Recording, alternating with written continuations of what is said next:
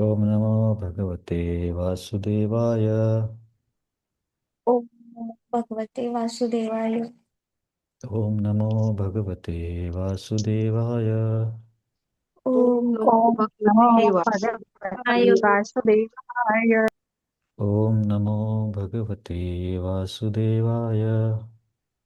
ओम ओम नमो ओम भगवते नमो भगवते देवाय। वासुदेवाय. हरे कृष्णा.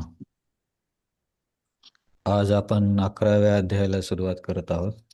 या अध्यायाचं नाव आहे विश्वरूप दर्शन योग, किंवा आपण बऱ्याचदा ऐकतो विराट रूप. तर विराट रूपाचं वर्णन या अध्यायामध्ये येणार आहे. तर इथपर्यंत कसं आलो त्याचा आपण थोडक्यात बघूया. 9व्या अध्यायाच्या शेवटी भगवंतांनी गीतेमध्ये 2 वेळेस आलेला श्लोक सांगितला. तो अत्यंत महत्त्वाच्या श्लोकांपैकी एक आहे. मन्मना भव मदभक्तो मद्याजी माम नमस्कुरु मामैवेसी युक्त एवं आत्मानमत परायणा. की तुझं मन माझ्यामध्ये लाव, माझा भक्त हो, माझी उपासना कर, भक्ती कर. हा 9व्या अध्यायाचा शेवटचा श्लोक होता. याला एका प्रकारे गीतेचा सार किंवा अत्यंत महत्त्वाचा श्लोकापैकी एक म्हटलं जातं, कारण असा श्लोक परत 18व्या अध्यायामध्ये येतो. तर मग हे सांगितल्यावरती तुमच्यापैकी कोणाचा ऑडिओ जर सुरू असेल ना, तर ऑडिओ बंद करा, कारण ते रेकॉर्डिंगमध्ये पण तसाच ऑडिओ येईल मग. कुठे दिसणार पार्टिसिपेंट्स? हां, कुणाचा ऑडिओ जर चालू असेल तर बंद करा. ठीक. मग हे असं भगवंत बोलल्यावरती मग अर्जुन प्रश्न करतो 10व्या अध्यायामध्ये, की तुम्ही म्हणताय की सर्वत्र माझं चिंतन कर, तुझं मन माझ्यामध्ये ठेव, पण व्यावहारिक जीवनामध्ये मी तुम्हाला सर्वत्र कसा बघणार? आणि त्याच्यासाठी अर्जुन प्रश्न करतो. जेव्हा भगवंत अर्जुनला चतुश्लोकी गीता सांगतात, त्यानंतर अर्जुन म्हणतो की परम ब्रह्म, परम धाम, पवित्रम परमं भवाम, अ, की तुम्हीच परब्रह्म आहात, तुम्हीच परमधाम आहात. हे माझं नाही तर असित, देवल, व्यास अशा महान संतांचं सुद्धा मत आहे. आणि त्यामुळे तुम्ही जे काही सांगत आहात ते सर्व मी सत्य म्हणून स्वीकार करत आहे. परंतु मला असं काही सांगा की ज्यामुळे मी तुमचं नेहमी चिंतन करेल. अ, कथम अहम विद्यां स्त्वं योगिन कथम अहम विद्यां योगीं स्त्वं सदा परिचिंतयन् केषु केषु च भावेषु चिंतोसी भगवन्मया. की सदा चिंतन, की तुमचं मी नेहमी चिंतन किंवा नेहमी मन तुमच्यामध्ये कसं लावू, जेव्हा मी व्यावहारिक जीवनात असेल. केशू केशूच्या भावेषु चिंतोसी भगवन्मया. मग असं म्हणणं अर्जुन मग भगवंतांना म्हणतो की हे करा, रिक्वेस्ट आहे की तुम्ही तुमच्या विभूतीबद्दल सांगा, जेणेकरून मी व्यावहारिक जीवनामध्ये सर्वत्र तुमच्यावरती मन स्थिर करू शकेल. मग याचं उत्तर देताना भगवंत अर्जुनला म्हणतात की माझ्या विभूती तर अनंत आहेत, पण तुझी इच्छा आहे म्हणून मी तुला काही प्रमुख विभूती सांगतो. आणि मग वेगवेगळ्या विभूती सांगायला सुरुवात करतात. आणि मग 10व्या अध्यायाच्या शेवटच्या काही श्लोकामध्ये भगवंत मग विभूतीचे वर्णन आटोपतं घेतात. एका ठिकाणी म्हणतात की सगळ्यांचं बीज मीच आहे. आणि नंतर म्हणतात की यत यत विभूतिमत् सत्वम श्रीमद ऊर्जितम एव वा तत्तत एवावगच्छत्वम मम तेजांश संभवः. अर्जुन, या जगामध्ये तुला काही सौंदर्यवान वाटत असेल किंवा ऐश्वर्यवान वाटत असेल किंवा शक्तिशाली असेल, भूत भविष्य वर्तमान सर्व काळात जर असं कधीही असेल, तर त्याला तू काय समज की माझ्या तेजाच्या एका अंशातून ह्या गोष्टी उत्पन्न झाल्या आहेत. याच्यामध्ये भगवंतांनी काय केलं, सर्व विभूतीचा सारांश करून टाकला की हं, मी तर तुला ह्या गोष्टी सांगितल्या, जसे की पर्वतांमध्ये हिमालय आहे किंवा प्राण्यांमध्ये सिंह आहे, हे सर्व मी तुला सांगितलं. परंतु याच्या व्यतिरिक्त सर्व गोष्टींना तू बघून माझं स्मरण करू शकतो. त्याच्यासाठी सूत्र काय आहे, की तुझं समजा तुझ्या डोळ्याने एखादी वस्तू खूप शक्तिशाली वाटली, वस्तू व्यक्ती काहीही असू द्या, किंवा एखादं गोष्ट खूप ऐश्वर्यशाली वाटली, एखादी गोष्ट महान वाटली किंवा कुणी सुंदर असेल, जरी त्यांचं नाव किंवा त्यांच्याबद्दल मी बोललो नाही, तरी तू एक लक्षात ठेव की हे जे काही प्रभावशाली आहे, ज्याचा तुझ्यावर प्रभाव होतो, तू विचार केला पाहिजे की हे माझेच अ, एक माझ्याच तेजाचा अंश आहे म्हणून. तर मग असं सांगितल्यावरती शेवटच्या श्लोकात काय म्हणतात भगवंत, अथवा बहुनेतेन किं ज्ञातेन तवार्जुना विष्टभ्याहम इदम कृष्णम एकांशेन स्थितो जगत. आता हा तर एकदम फायनल श्लोक आहे, 10व्या अध्याय. त्याच्यामध्ये काय म्हणतात की अर्जुन आता हे सर्व किती सांगणार, म्हणजे माझ्या विभूतीचा तर आनंदच नाहीये. तर तुला एक मी सिंपल गोष्ट सांगतो की हे सर्व जग जे आहे ते मी माझ्या एका अंशाने व्याप्त केलं आहे. आता इथं अंश हा शब्द समजून घेणं महत्त्वाचं आहे. इथे अंश म्हणजे भगवंत त्यांची शक्ती नाही, तर त्यांचं एका रूपाबद्दल सांगत आहेत की ज्या रूपाने पूर्ण विश्वाला व्याप्त केला आहे. सर्वव्याप्त असे त्यांचं एक रूप आहे. माझ्या केवळ एकाच अंशाने मी हे संपूर्ण विश्व व्यापून धारण करून राहिलो आहे. तर पान नंबर 395 मध्ये प्रभुपाद या 42 श्लोकाच्या तात्पर्यामध्ये पहिल्याच ओळीमध्ये स्पष्ट करतात की हे अंश म्हणजे कोण आहे. भगवंत परमात्मा रूपाने प्रत्येक वस्तूमध्ये प्रवेश करून संपूर्ण प्राकृत सृष्टी व्यापून राहतात. तर या परमात्मा रूपाला भगवंत अंश म्हणत आहेत. तर परमात्मा रूपाला अंश का म्हटलं जातं, की मागच्या क्लासमध्ये आपण व्यवहारामध्ये बघितलं होतं की कसं समजून घ्यायचं. बघा, भगवान श्रीकृष्ण हे पूर्ण पुरुषोत्तम भगवंत आहेत. जसे की भागवतामध्ये श्लोक येतो ना, की वेगवेगळ्या अवतारांचं वर्णन केलं जातं. मत्स्य अवतार, वराह अवतार, नंतर शक्तिवेश अवतारांमध्ये चतुष्कुमार, नारद मुनी यांना पण सांगितलं जातं. नरसिंहदेवांचं पण वर्णन आहे. हे सर्व सांगून झाल्यावरती हे भागवतमच्या पहिल्या स्कंदाच्या 3ऱ्या अध्यायामध्ये आहे. हे सर्व सांगून झाल्यावर 28 नंबरच्या श्लोकामध्ये काय म्हणतात सुत गोस्वामी, एते चांश कला पुंस कृष्णस्तु भगवान स्वयं इंद्रारी व्याकुलम लोकम मृडयंती युगे युगे. एतेच अंश कला, येतेचा अर्थ काय होतं की आत्तापर्यंत मी ज्यांचं वर्णन केलं आहे.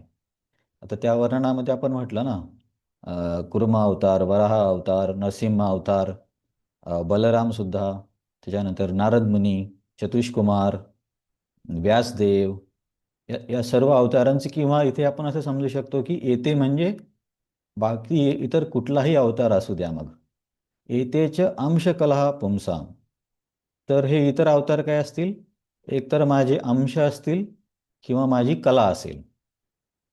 आता अंश आणि कला म्हणजे काय, भाग किंवा भागाचा भाग असं वर्णन दिले. जसं की एक चंद्राची कला असते, चंद्र पौर्णिमेला पूर्ण आहे, पण दररोज जो आपल्याला छोटा छोटा भाग दिसतो आपण त्याला चंद्राची कला म्हणतो. तर तसंच हे सांगितलेले येते म्हणजे आतापर्यंत वर्णन केलेले किंवा इतर सर्व अवतार हे माझे कला आहेत किंवा माझे अंश आहेत. तर मग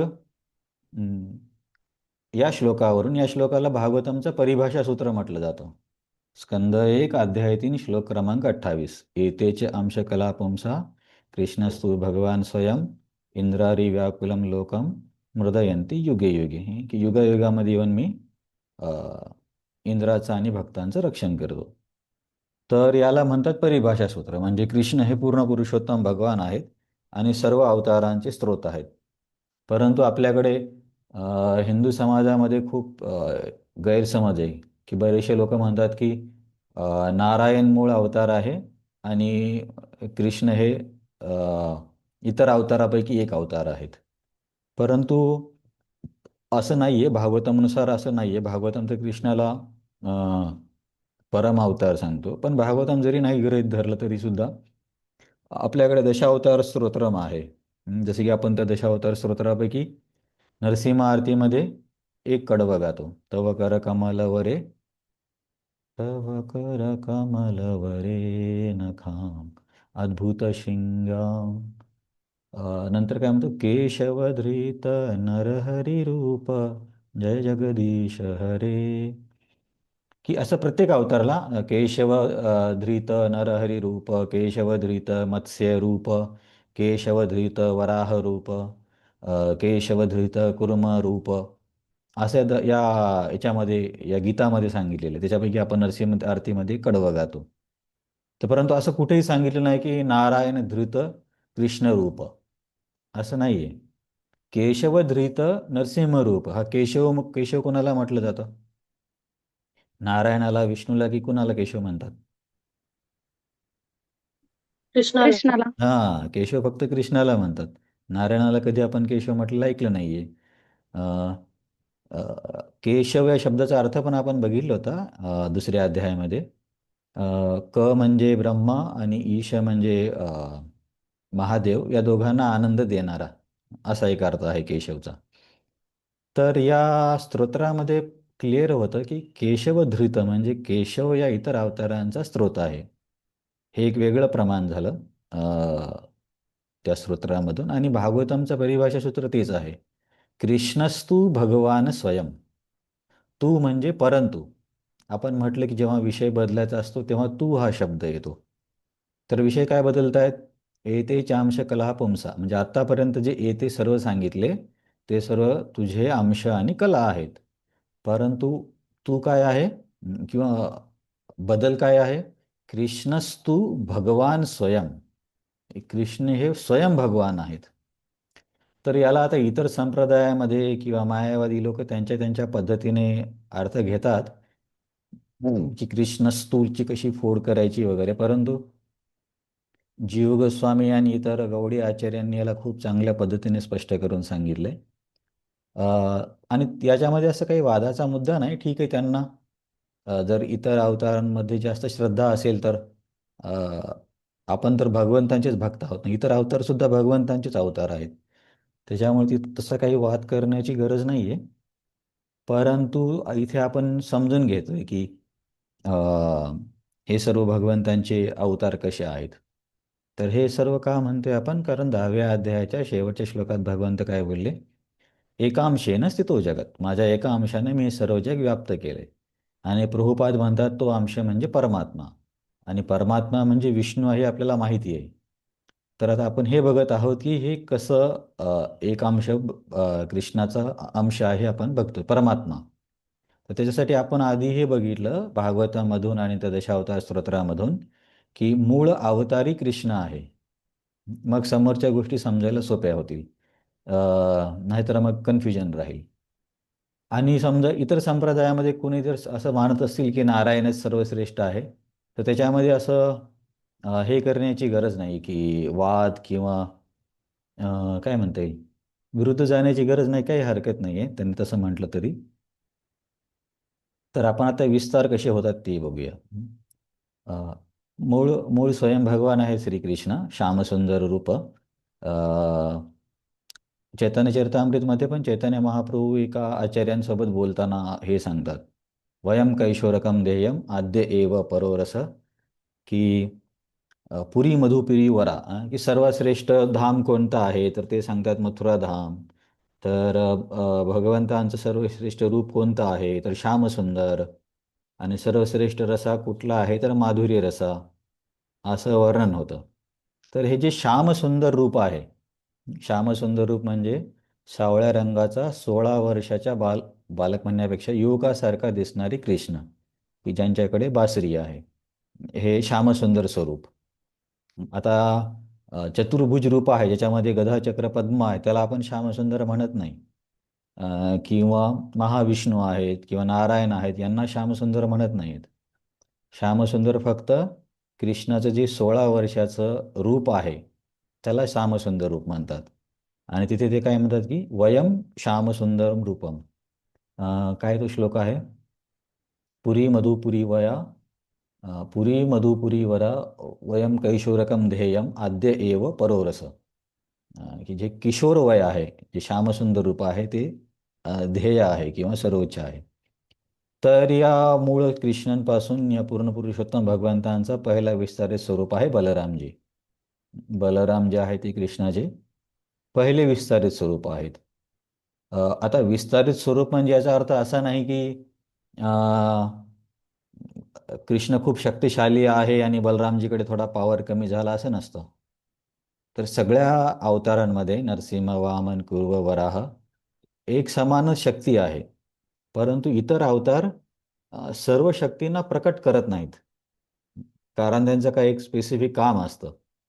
तेवढ्या काम आता नरसिंहदेव वात्सल्य रस म्हणा किंवा इतर इतर गोष्टी प्रकट करत नाहीत. फक्त ते रौद्र रूप दाखवतात, हिरण्यकशिपूला मारतात, प्रल्हाद महाराजांवर थोडंसं प्रेम करून मग ते निघून जातात. असं प्रत्येक अवताराचं थोडं थोडं काही कार्य आहे. परंतु सर्व काही पूर्णपणे दाखवणारं रूप म्हणजे श्यामसुंदर रूप आहे. त्याच्यामुळे बलरामजी कमी आहेत, नरसिंहदेव कमी आहेत असा अर्थ घ्यायचा नाही. फक्त ते अवतार पूर्णपणे सर्व शक्ती प्रकट करत नाहीत एवढं लक्षात घ्यायचं. तर पहिले विस्तारित स्वरूप आहेत बलराम. तर इथं प्रभुपादांना शिष्य म्हणत होते की कृष्ण आणि बलराममध्ये काय फरक आहे. तर कुणी बोलले की काही फरक नाही, फक्त रंगाचा फरक आहे. कुणी बोलले की नाही, कृष्ण बलरामाचा सपोर्ट घेतात म्हणजे बलरामजी जास्त शक्तिशाली आहेत. तर असं चर्चा होते, परंतु दोघांमध्ये वास्तविकता काहीच फरक नाही, फक्त रंगाचा फरक आहे. तर परंतु त्यांच्या वागणुकीच्या संदर्भातून किंवा स्वतःला प्रकट करण्याच्या भावामधून कृष्ण हे भोक्ता आहेत. कृष्णस्तु भगवान स्वयं म्हणजे, आणि बलराम जे आहेत ते परमपुरुषोत्तम भगवानच आहेत, परंतु त्यांचा भाव सेवेचा आहे. जसं की इंग्लिशमध्ये कृष्णाला म्हटलं जातं supreme personality of godhead, तर बलरामजीला काय म्हटलं जातं, supreme personality of servitor God head.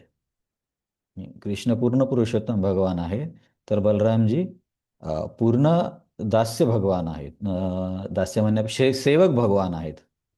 सर्वोच्च सेवक भगवान हे बलरामजी आहेत. एवढाच फरक आहे. तर इतर सर्व विस्तारित रूपांमध्ये ना, जे भगवंतांचं मूळ रूप आहे त्यांच्याबद्दल सेवेचा भाव असतो. तर आता हे बलरामजीचं पहिला विस्तार म्हणजे बलरामजी. मग बलरामजींचा विस्तार होऊन मग 4 अवतारांमध्ये विस्तार होतो. ते 4 अवतार आहेत संकर्षण, प्रद्युम्न, अनिरुद्ध आणि वासुदेव. तर याला पहिलं चतुर्व्यूह असं म्हणतात. मग इथे आपल्याला एक प्रश्न असा येईल की हे कधी झालं. म्हणजे याचा अर्थ असा होता की एका वेळेस कृष्ण एकटेच होते, कुणीच नव्हतं, मग त्यांनी बलरामजींना तयार केलं. तर असं नाही आहे. कधी झालं हे असं सांगता येत नाही. का असं होतं कोणी सांगेल की कधी बलरामजी भगवंतांपासून विस्तारित झाले, असं आपण सांगू शकत नाही वेळ. याला कारण काय, कधी झालं असं सांगता येत नाही.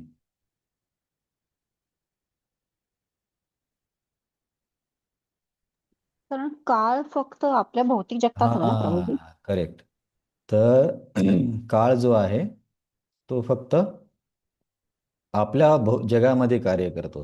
हां, आध्यात्मिक जगतामध्ये काळ कार्य करत नाही. बरं ठीक आहे. काळाचं कार्य काय आहे आपल्या जगामध्ये? काळालाच आपल्या मराठीमध्ये काय काळ आला म्हणतात किंवा काल नष्ट आला. करणे, नष्ट हरित करणे, क्रांती. नष्ट करणे. तर आपण बघितलं ना, नित्यप्रलयामध्ये काळ काय करतो की सगळ्या गोष्टींना हळूहळू नष्ट करतो. म्हणून आपण बोललो की घराचा रंग पण परत द्यावा लागतो.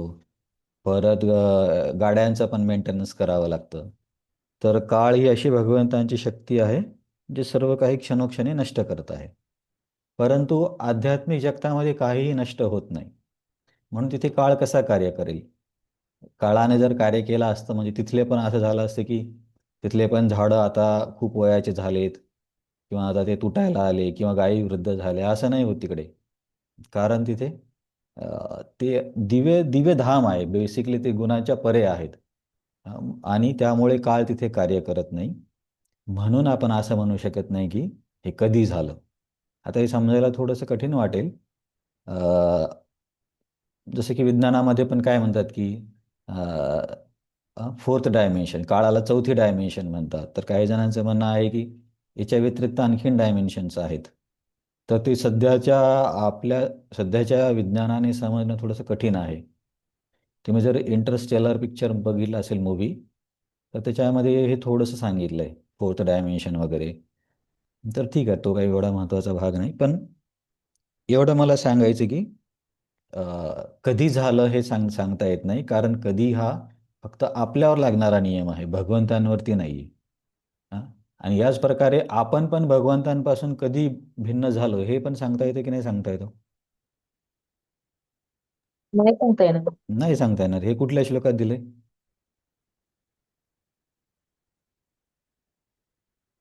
असं नाही की एके वेळेस कृष्ण बसले होते एका ठिकाणी, मग त्यांनी स्वतःचे असे छोटे छोटे छोटे बारीक बारीक अंश केले आणि बाहेर फेकले, मग त्याचे वेगळे जीवा तयार झाले. असं नाही आहे. आपण म्हणतो ना, ममैवांशे जीवलोके जीवभूत सनातन. सनातन म्हणजे काय? की ज्याला असं काही वेळेची मर्यादा नाही आहे. सनातन म्हणजे नेहमीच भगवंतांचे ते अंश आहेत आणि नेहमी राहणार आहेत. हा हा त्या श्लोकामध्ये सांगतो. ते तर म्हणजे जीवांसाठी पण आणि भगवंतांच्या विस्तारित रूपासाठी पण, दोघांसाठी पण काळाचा नियम लागू होत नाही. हे हे एवढं बघत होतो आपण. मग जे बलरामजीपासून पहिलं चतुर्युग येतं, त्यांच्यामध्ये जे संकर्षण आहेत, त्या संकर्षणजींना मूळ संकर्षण म्हणतात. आणि मूळ संकर्षणजीचं विस्तारित रूप आहे नारायण. तर हे नारायण वैकुंठपती आहेत. जसे की श्री संप्रदायामध्ये ओम नमो नारायणाय म्हणतात. तर जर त्यांच्यापैकी कोणी असं म्हणत असेल की नारायण सर्वश्रेष्ठ आहे, तर त्याच्यामध्ये चूक असं काही नाही आहे. आपण काय म्हटलं की सर्व एकच आहेत, परंतु ते आपापले शक्ती किंवा रस किंवा भाव एका मर्यादेपर्यंत प्रकट करतात. परंतु कृष्ण अशा आहेत की स्वतःला पूर्णपणे प्रकट करतात. एक भागवतामध्ये श्लोक पण आहे की वेगवेगळ्या व्यक्तीसोबत मल्लानाम अश्विनी निराम नरवरो स्त्रीणाम स्मरो मूर्तिमान असा एक श्लोक आहे भागवतामध्ये. त्याच्यामध्ये सांगितले की कृष्ण कसे सगळे रस प्रकट करतात. साख्य, दास्य, माधुर्य, भयानक, रौद्र, वीर्य. परंतु जर तुम्ही आता समजा नारायण बघितलं, तर असं कधी ऐकलं का तुम्ही की नारायणासोबत कोणीतरी वैकुंठामध्ये त्यांच्या खांद्यावर हात ठेवून चालला आहे, किंवा नारायणाचा असे काही लीला आहेत की त्यांचे पण आई वडील आहेत. नारायणाचे आई वडील कधी ऐकले का? नाही प्रभूजी. नाही. याचा अर्थ नारायण वात्सल्य रूपाला प्रकट करत नाहीत, परंतु ते कमी आहेत असा अर्थ नाही आहे. तो तर अपराधच होऊन जाईल. फक्त आपण काय बघतो की ते त्यांच्या रसांपैकी, शक्तीपैकी काही गोष्टीला प्रकट करतात, सर्व गोष्टींना करत नाहीत. आणि कृष्ण काय तर पूर्णपणे सर्व रसांना आणि सर्व शक्तींना प्रकट करतात, एवढाच फरक आहे. मग हे जे वैकुंठपती नारायण आहेत, यांचा विस्तार होऊन दुसरे चतुर्युगाचा अवतार येतात. त्यांच्यामध्ये येणाऱ्या अवतारांना पण सेम नाव आहेत: वासुदेव, अनिरुद्ध, प्रद्युम्न आणि संकर्षण. जे पहिल्या चतुर्युगामध्ये होतं. मग आता हे जे दुसरे संकर्षण आहेत, यांना म्हणतात महासंकर्षण. पहिल्या संकर्षणजींना म्हणायचं मूळ संकर्षण, कारण ते मूळ म्हणजे सुरुवातीला आलेले. आणि हे नंतर येतात त्यांना महासंकर्षण. आता या महासंकर्षणजीचे विस्तारित रूप आहेत महाविष्णू, गर्भोदक्षाय विष्णू आणि शिरोदक्षाय विष्णू. तर जेव्हा भगवंत 10व्या अध्यायाच्या शेवटच्या श्लोकात म्हणतात अथवा बहुनैतेन किं ज्ञातेन तवार्जुन विष्टभ्याहमिदं कृष्णम एकांशेन स्थितो जगत. तर या महाविष्णू किंवा गर्भोदक्षाय विष्णूबद्दल भगवंत बोलत आहेत. तर आता अंश कसा आहे आपण हे समजून घेऊया. बघा, भगवंतांचा अंश बलरामजी. बलरामजीचे अंश पहिले चतुर्युग. पहिल्या चतुर्युगातील ती संकर्षण जी आहे त्यांचे अंश नारायण. नारायणाचे अंश दुसरं चतुर्युग. त्यांच्यामधल्या महासंकर्षींचा अंश आहेत हे परमात्मा. म्हणून यांना भगवंतांचा अंश म्हणणं अ, एकदम बरोबर आहे. किंवा काही ठिकाणी तुम्ही असे पण वाचाल की अंशांच्या अंशांच्या अंशांचे अंश. म्हणजे किती वेळेस अंश अंश म्हणतो त्याच्यावरून आपल्याला ठरवावं लागतं की अंशांचे अंश म्हणजे बलरामजीच्या नंतरची रूपं. तर हे कदाचित तुम्हाला कळलं असेल. तर हे सर्व सांगण्याचा प्रयत्न काय होता की अर्जुन, मी माझ्या एका अंशाने हे जग व्याप्त केलं आहे. तर अंश म्हणजे कोण ते समजून घेण्यासाठी आपण हे सर्व बघितले की भगवंतांचे विस्तारित रूप कसे असतात, श्यामसुंदर स्वरूप कसं परम ध्येय आहे, कृष्णच कसे पूर्ण पुरुषोत्तम भगवान आहेत. याचं ते दशावतार स्तोत्र आणि भागवतमचं जे परिभाषा सूत्र आहे 3ऱ्या अध्यायाच्या 28 नंबरचं श्लोक. तर एवढ्याची चर्चा करून आपण काय बघितलं की तो जो अंश आहे ते परमात्मा आहेत आणि ते कसे अंश आहेत ते आपण विस्ताराबद्दल चर्चा करून समजून घेतलं. तर आता जेव्हा अर्जुनला भगवंत असं सांगतात की मी माझ्या एका अंशाने सर्व व्याप्त आहे, मग अर्जुनला खूप इच्छा होते की अरे हे सर्व विभूती भगवंतच आहेत आणि ते म्हणतात की माझ्या एका अंशाने मी सर्व व्याप्त आहे. तर अर्जुन या 11व्या अध्यायामध्ये त्याची इच्छा प्रकट करतो की भगवंता मला तुमचं ते सर्वव्याप्त रूप दाखवा. तुम्ही म्हणताय ना की त्या अंशाने ॲक्च्युली भगवंतांचं सर्वव्याप्त रूप म्हणण्यापेक्षा परमात्माचं किंवा गर्भोदक्ष विष्णू किंवा महाविष्णूचं म्हणू शकतो आपण. कारण ते हे ब्रह्मांड वगैरे तर महाविष्णूची निर्मिती आहे. कृष्ण तर त्याच्यामध्ये काही हातभार म्हणण्यापेक्षा इंटरफिअर करत नाहीत. ते तर त्यांच्या नित्य लीलामध्ये असतात. तर अर्जुन काय म्हणतोय आता म्हणेल या 11व्या अध्यायामध्ये की मला तुमचं ते सर्वव्याप्त स्वरूप दाखवा. आता सर्वव्याप्त स्वरूप दाखवायचा याचा अर्थ काय होतो की भगवंत सर्वव्याप्त म्हटले म्हणजे सगळ्या ब्रह्मांडामध्ये त्यांनी स्वतःला सांगितलं की ही व्यक्ती वस्तू हे मी आहे, काळ हे मी आहे. तर या सगळ्या गोष्टींना एकत्र करून जे एक रूप दाखवलं जाईल ते आहे विश्वरूप. कारण भगवंत सर्वव्याप्त आहे म्हणजे कशामध्ये व्याप्त आहेत? विश्वामध्ये व्याप्त आहेत ना. मग सर्वव्याप्त रूप दाखवा म्हणजे काय रूप दाखवावं लागेल? विश्वरूप दाखवावं लागेल. समजा सर्वव्याप्त रूपामध्ये काही अर्धे घटक दाखवले असते. समजा प्राण्यांना, पक्ष्यांना, पशूंना दाखवले परंतु झाडांना नाही दाखवलं. तर याचा अर्थ काय झाला असता की अरे सर्वव्याप्तमध्ये झाड नाही आहे का? मी काय सांगतो तुम्हाला कदाचित कळत असेल. सर्वव्याप्त म्हणजे या विश्वातल्या प्रत्येक गोष्टीमध्ये भगवंत आहेत. कारण त्यांनी शेवटच्या श्लोकात बोलले एका अंशेन स्थितो जगत. तर अर्जुन म्हणतो की तसे जसे तुम्ही सर्वव्याप्त आहात ना ते सर्वव्याप्त रूप मला दाखवा. तर भगवंत आता अर्जुनला मग त्याच्या इच्छा पूर्ण करण्यासाठी हे रूप दाखवतील. तर असा 11वा अध्याय आहे. अर्जुनची सर्वव्याप्त रूप किंवा विराट रूप किंवा विश्वरूप बघण्याची इच्छा होते आणि ती इच्छा भगवंत पूर्ण करतात. आणि याच्यामध्ये काही महत्त्वाचे तत्त्वज्ञानाचे सिद्धांत आहेत की विश्वरूप सर्वश्रेष्ठ आहे का चतुर्भुज रूप सर्वश्रेष्ठ आहे का द्विभुज रूप सर्वश्रेष्ठ आहे. कारण काही असे पण म्हणतात ना की आपण त्या आधी पण चर्चा केली होती की काही लोक म्हणतात की कृष्ण जेव्हा जन्माला होता तेव्हा त्याला 4 भुजा होत्या आणि नंतर त्याच्या 2 भुजा कमी झाल्या. म्हणजे बभूव प्राकृत शिशु म्हणून आपण चर्चा केली होती एका वाक्यावर की ते म्हणतात की तो चतुर्भुज होता तो तर मूळ होता परंतु हा जो द्विभुज आहे हा प्राकृत आहे. असं काही लोकांचं म्हणणं असतं.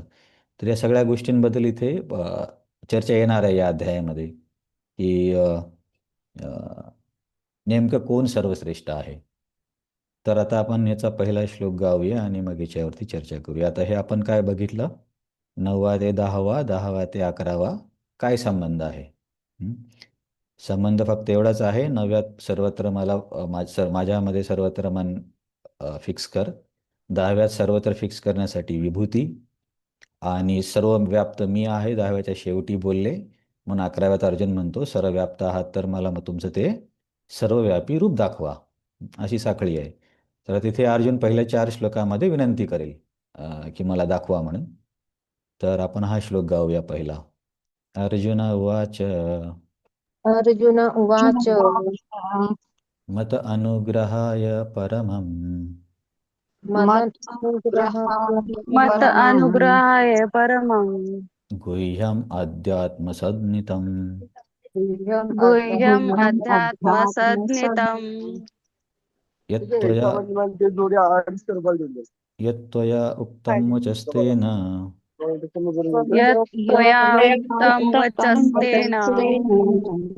मोहोऽयं विगतो मम. मोहोऽयं मोहोऽयं विगतं मम. तर इथे पण बघा परत प्रभुपादांनी 10व्या अध्यायाच्या शेवटी जे सांगितले त्याच्याकडे परत या अध्यायाच्या पहिल्या तात्पर्यामध्येच प्रभुपाद म्हणतात श्रीकृष्ण हे सर्व कारणांचे आदी कारण आहेत हे अध्याय दर्शवले म्हणजे 11व्या अध्यायात. ज्या महाविष्णूपासून अनंत ब्रह्मांडांचा उद्गम होतो त्या महाविष्णूंचेही श्रीकृष्ण हेच कारण आहेत. श्रीकृष्ण हे एक अवतार नसून सर्व अवतारांची उगमस्थान आहेत. हे हे समजणं महत्त्वाचं. त्याच्याबद्दल आपण आता चर्चा केलीच की कशा पद्धतीने कुणाचा कसा उगम होतो. तर अर्जुन काय म्हणतो, तर हे रूप बघायचं आहे मधून मद अनुग्रहाय परमम, की भगवंता तुम्ही माझ्यावरती खूप मोठा अनुग्रह केला. आता अनुग्रह म्हणजे काय?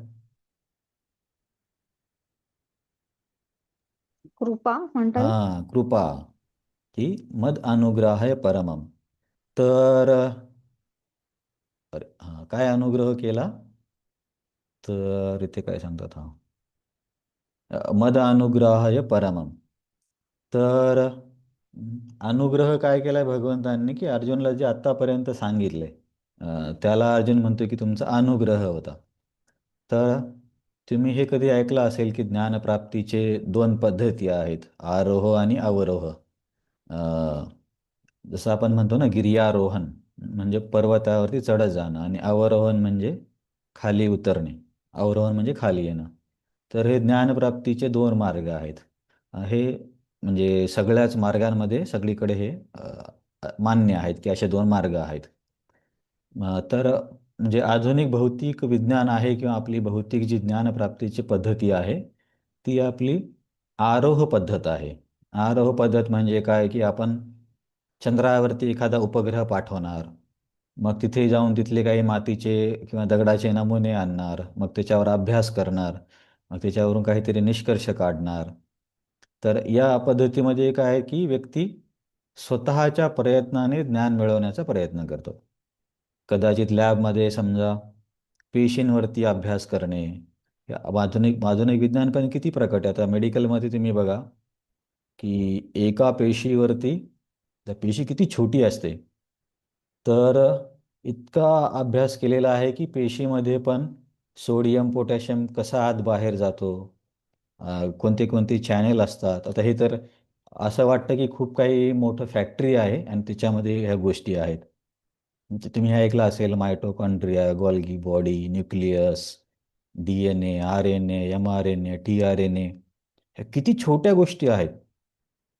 परंतु आधुनिक विज्ञान माणसाने बरंच काही जाणून घेतलंय. त्यामुळे त्यांना थोडंसं, आपण जेव्हा म्हणतो की अवरोहण पद्धतीने स्वीकार करा, त्यांना थोडंसं कठीण वाटतं. जसं की समजा आता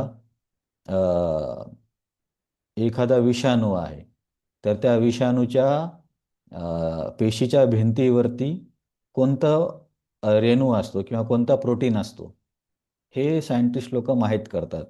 मग हा प्रोटीन कुठे जाऊन चिकटतो आणि मग त्याच्यानंतर कसे परिणाम होतात. आता हे तर अ, खूप किचकट आहे. आता कसं नेमकं रिसर्च करतात मला पण माहीत नाही, कदाचित रेडिओ ॲक्टिव्ह कार्बन वापरत असतील. हां, तर मला सांगायचं काय आहे, की असं हे स्वतःच्या प्रयत्नाने ज्ञान मिळवणे याला म्हणतात आरोह, चढत जाणे. आणि अवरोहण म्हणजे काय, की जे ज्ञान परंपरेतून आलं, म्हणजे एका व्यक्तीने दुसऱ्याकडे दिलं, दुसऱ्याने तिसऱ्याकडे, तर त्या ज्ञानाला जशास तसं स्वीकारणं याला म्हणतात अवरोहण पद्धत. तर आपण अध्यात्मामध्ये कुठल्या पद्धतीला जास्त महत्त्व देतो? अवरोहण. अवरोहण. अवरोहण. अवरोहणमध्ये नेमकं काय स्वीकारतो आपण? कोणतं प्रमाण स्वीकारतो? शब्द प्रमाण ऐकलं असेल ना तुम्ही, शब्द प्रमाण. शब्द हो प्रमाण प्रभू ऐकलं ना? हां. आपण गीता कोर्समध्ये पण चर्चा करतो, प्रत्यक्ष प्रमाण, अनुमान प्रमाण आणि शब्द प्रमाण.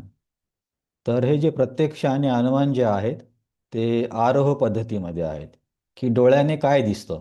प्रत्यक्ष म्हणजे दिसणं, ऐकणं, स्पर्श करून अनुभवणं, हे सगळं प्रत्यक्ष प्रमाणामध्ये येतात. जसं समजा आता प्रत्यक्ष प्रमाणाने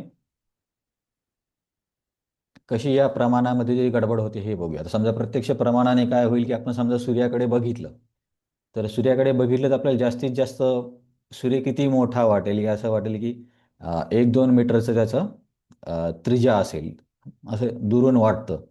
परंतु हे जे आपण प्रत्यक्ष बघतोय ते बरोबर आहे का चूक आहे? ठीक आहे. चूक आहे. कारण सूर्य थोडा तेवढा आहे. असं म्हटलं जातं की सूर्यामध्ये 600 पृथ्वी बसू शकतात, एवढा मोठा सूर्य आहे. तर म्हणून आपण काय म्हणतो, की ठीक आहे, की भौतिक गोष्टीमध्ये आरोह पद्धतीने ज्ञान मिळवण्याचा प्रयत्न करू शकता, काही हरकत नाही. कारण एकमेकावर फक्त विश्वास ठेवून केलं तर बरीच गडबड होऊ शकते भौतिकीच्यामध्ये. परंतु आध्यात्मिक गोष्टीमध्ये तुम्ही भौतिक नियम लागू नाही शकत, कारण दोन्ही क्षेत्र वेगवेगळे आहेत. भौतिक क्षेत्रामध्ये हे आपल्या क्षमतेमध्ये असलेल्या गोष्टी आहेत. जसं की अणुरेणू बघणे, विषाणू बघणे, जीवाणू बघणे, हे आपण मायक्रोस्कोपनं करू शकतो. किंवा एखादं काय ॲसिड आहे का बेस आहे याच्यासाठी त्या लिटमस पेपर असतो. अशा बऱ्याचशा गोष्टी आहेत की आपण भौतिक पदार्थाला भौतिक नियमाने, भौतिक वस्तूने शिकू शकतो. परंतु जेव्हा तुम्ही हेच गोष्टी अध्यात्माला लावण्याचा प्रयत्न करता तेव्हा गडबड होते. कारण दोन्ही गोष्टी ह्या एकमेकांच्या विरुद्ध आहेत. जसे की 1970च्या काळामध्ये अँटी मॅटर म्हणून एक खूप चर्चा चालू होती. अँटी मॅटर म्हणजे काय, की भौतिक जगाच्या काय म्हणता येईल, याच्यापेक्षा पूर्णपणे वेगळं असणारा पदार्थ. Matter, anti matter. मॅटर म्हणजे आपण हे जे सगळ्या वस्तू बघतो ना, त्याला मॅटर किंवा मटेरियल म्हणतात. तर तेव्हा पण त्यांचं असं म्हणणं होतं की एक असं काहीतरी आहे की जे या मॅटरच्या एकदम विरुद्ध आहे. तर ठीक आहे, तो वेगळा विषय आहे. क्वांटम फिजिक्समध्ये पण तुम्ही कधी ऐकू शकता. हां, तर समस्या काय होते की आध्यात्मिक गोष्टीमध्ये आरोह पद्धतीने ज्ञान मिळवण्याचा प्रयत्न केला तर प्रॉब्लेम हा आहे, आपण भौतिक निकष आध्यात्मिक गोष्टींना नाही लावू शकत. जसे की तुम्ही किती जरी पॉवरफुल मायक्रोस्कोप निर्माण केला तरी तो मायक्रोस्कोप कधीच आत्म्याला बघू शकत नाही. परंतु मायक्रोस्कोपने आत्मा बघितला नाही याचा अर्थ असा थोडी होती की आत्मा नाही आहे. आत्मा नाही आहे तर मग शरीर कसं कार्य करतं? जसे की आता आधुनिक विज्ञानामध्ये किती जरी औषधं दिले किंवा MRI काढले, CT स्कॅन काढले तरी माणसाचं मन दिसत नाही. पण आपल्याला मन आहे की नाही आहे? आहे ना प्रभूजी. आहे ना. हां, तर सांगण्याचा उद्देश काय आहे की जर अशा काही गोष्टी तुम्ही बघू शकत नाही तर त्यामुळे मर्यादा येते. म्हणून त्यांचा जो आग्रह असतो की सर्व काही आम्हाला दिसलंच पाहिजे, की देवाला दाखवा, आत्म्याला दाखवा, मग मी मान्य करेल. तर ते शक्य नाही. तुमच्या पद्धतीने शक्य आहे, पण दुसऱ्या पद्धतीने. ती पद्धत काय आहे? प्रेमांजन चुरित भक्ती विलोचनेनं. जेव्हा हृदय शुद्ध होऊन भगवंतांबद्दल प्रेम निर्माण होईल तेव्हा तुम्ही त्यांचं दर्शन घेऊ शकू. जसे भौतिक विज्ञानामध्ये बरेचसे सायंटिस्ट होऊन गेले, न्यूटन, आईन्स्टाईन, स्टीव्ह हॉकिंग्स. जसे तुम्ही त्यांच्या प्रमाणाला मानता तसे अध्यात्मामध्ये पण बरेच सायंटिस्ट होऊन गेले. तुकाराम महाराज, नारद मुनी, व्यासदेव. तुम्ही जसं त्यांच्या प्रमाणाला स्वीकारता तसं मग यांच्या प्रमाणाला पण स्वीकारलं पाहिजे. कारण आधुनिक जे वैज्ञानिक आहेत त्यांनी केलेल्या संशोधनावर आधारित गोष्टी वापरून हे कळतं की त्यांनी केलेलं संशोधन बरोबर आहे, म्हणून तुम्ही त्याला मान्यता देता. आणि काही वर्षांना असं पण होते की त्याच्यातल्या चुका निघतात, ती वेगळी गोष्ट आहे.